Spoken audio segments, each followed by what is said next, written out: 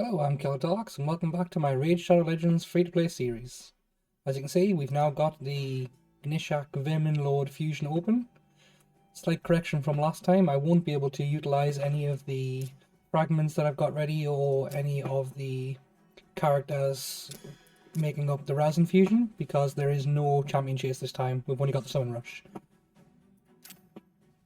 We do have one of the epics in the Summon Rush, so when I get enough points from there, don't have to worry about doing every single event, which means over the Christmas time, skip a couple here or there. If I'd had the chance to do this before the Ice Golem's probably the one I would have skipped, because it's the most annoying one, the least useful gear, and one of the harder ones to do for an account that doesn't have much in the way of block revive. So what I thought we'd do is we'll start by opening some shards. So we'll start with all we can fit into here, and then we'll clear some space and come back.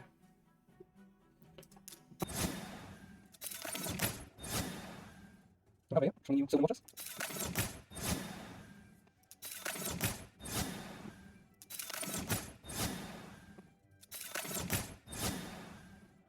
Six so far already. We know that spreadsheet, we'll start opening the pens.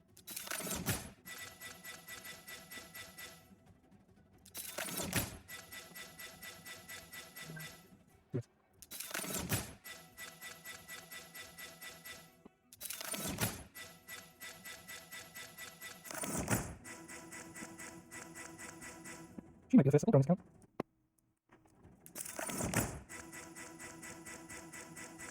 I've had one already, so there's at least something useful. And I did dupe from gold which I can use for the faction guardian, so it's not all loss. It's just gonna I can pull these. I'll take a moment.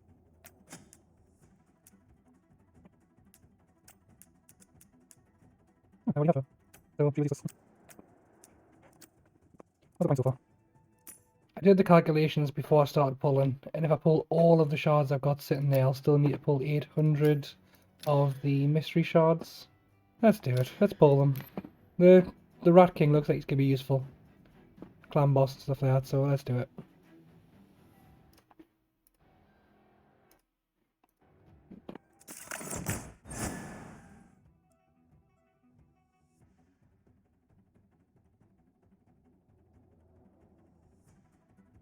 That's a interesting kit with that new dungeon flying around. I'm going to have to look into her.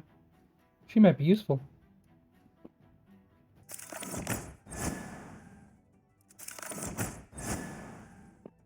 Oh, 3 more of them with no legendaries. Let's put them on the calculator.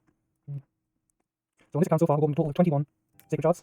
We've had one legendary, but it's a 4.8% success rate. Considering I've missed 2 times things like this 10 times, not bad. So on this account so far, we've opened a total of 21 sacred shards. And we've had one legendary, puts it at 4.8% success rate. Go, we have the space now to open the voids too. On neither account am I going for this useless guy.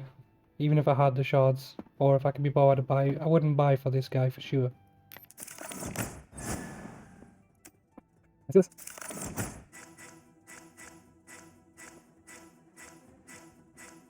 Okay, that's actually pretty good. CI is an epic, which is legendary level, so great out here. And ready to be useful to have the skill cooldown, so not terrible though. We know one epic.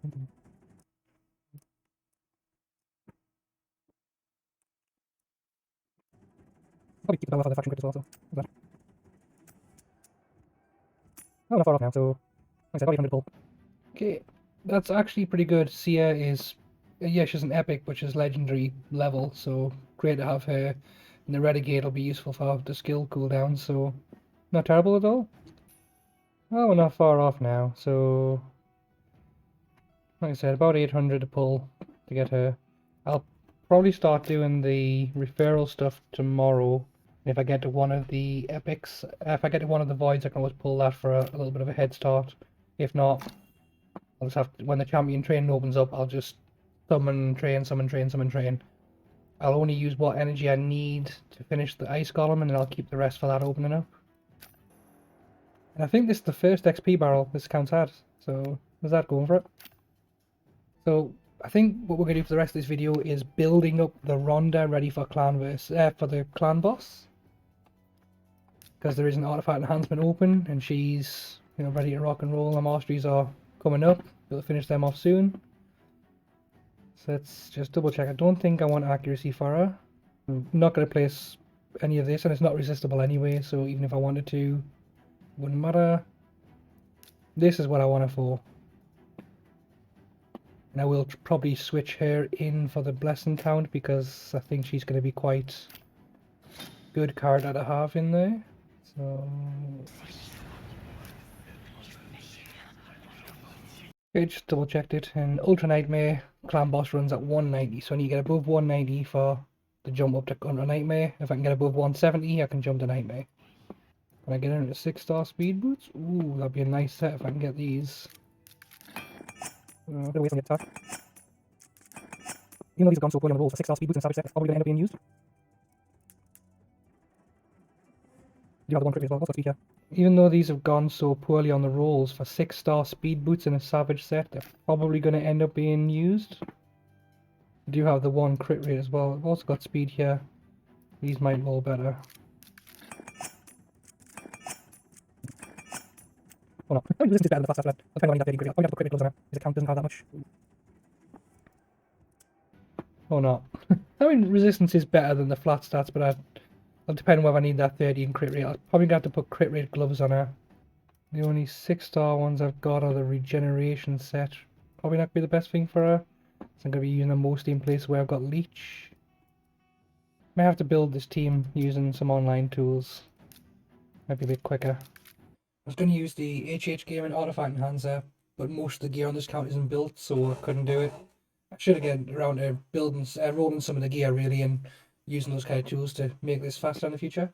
What I have managed to get is 96, which hasn't got a masteries yet, so I can make that will be 101, which is only 1% waste.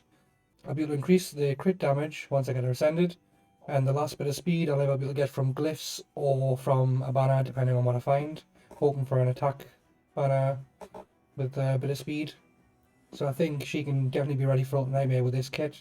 Savage, which is useful for extra ignore defense, and obviously the crit damage just to bring that up a bit.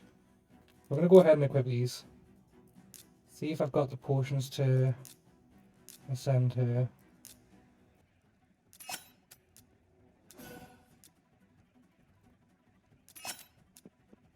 Okay, that's fully ascended. I'll probably work on her boost sometime in the upcoming event, we'll see. There's one on Tuesday. I think she'll be working, I think she'll be good damage. I'll go here and see what we can get. Yeah. I don't care about the accuracy, but for the 6-star, we'll have that. I'll replace that so somebody needs the accuracy out of it. Let me try this.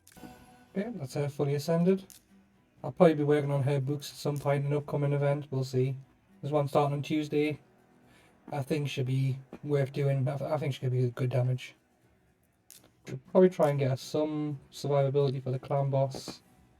I want to hit off enough that doesn't matter too much, but I do want to make sure that when he does his AoE, doesn't put her down instantly. That could, yeah, let's go for that one. Give her a little bit of self-shield. Yep, I'm happy with that as a starting point for her. We'll get the rest of those masteries in. Let's see if we can get the rest of the team picked up in speed as well. Okay, I've done some building. So this is the team I used last, and this was on Brutal. I'm going to try a slightly different team, just one change in the character. We'll try this one here, bringing Rhonda in instead of Ninja. I brought all the speeds up, and hopefully it'll be good enough. If this works, Scabrius will be the next one to be replaced. And if anybody else found that to turn off auto, it still auto starts. I just want to check get the timings right.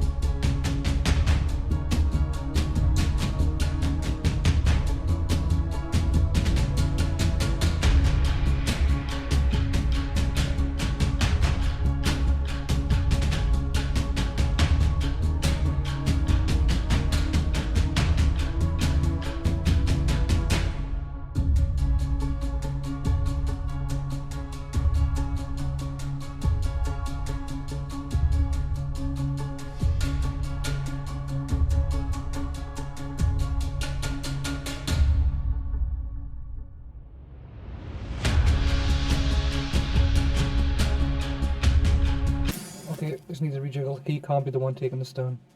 Went off and hopefully made an improvement. Except this time we're going to try taking out Scabrius, and he's hopefully less effective, because I'm hoping that replace Scabrius with this lady here, because her A1 is where the leeches come from.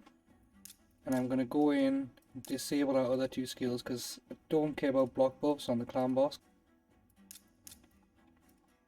And block buffs and the decreased resistance, I might leave that one in, but how I using this one as an opener, more chance of the leech. Yeah, I'll leave that one in so that I do get that chance at decreased resistance, just to make sure that more of my poison stuff land from the other ones.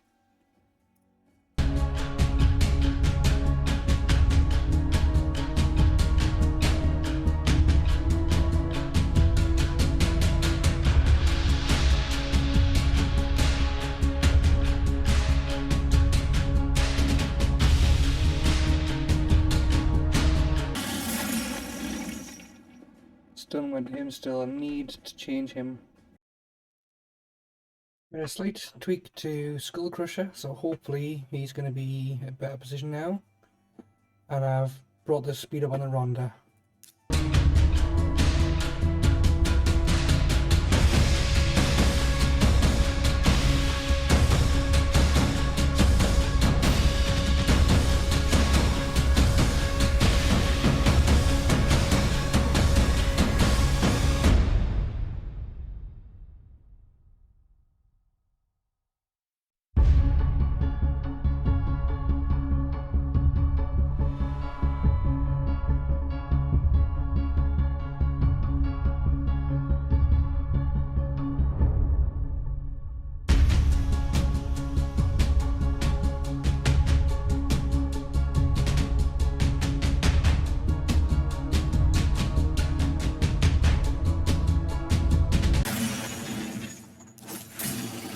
Stone's still land on the wrong person, and I haven't seen her land a single leech yet.